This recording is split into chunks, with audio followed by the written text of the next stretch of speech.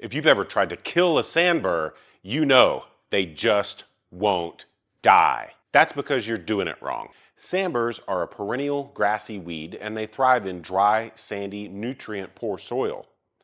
These little pods at the top are basically seed pods covered in spikes. Why should you care? Well, this spike is their nasty weapon of choice, and they act like tiny little strips of Velcro clinging to everything in sight.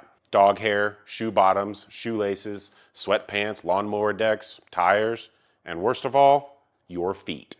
That is, until they decide to fall off in the most random of places, whether that's inside or outside.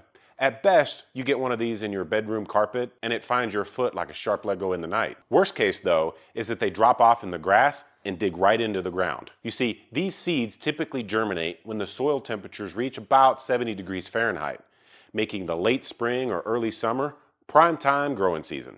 The problem lies inside the sandbur itself. Remember, this is actually a seed pod. The average sandbur weed has about 20 seed pods or so and roughly 4 seeds per pod. That's 80 seeds per plant, and who knows, you may have hundreds or thousands in your yard depending on how bad the problem is.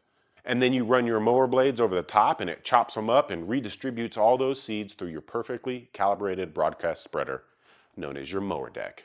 And now you just planted 8,000 new seeds in no time flat. You may think you've won, but those seeds will germinate into the ground and come back even worse than before.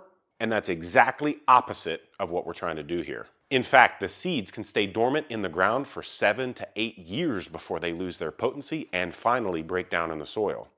That's the real reason they're so hard to kill.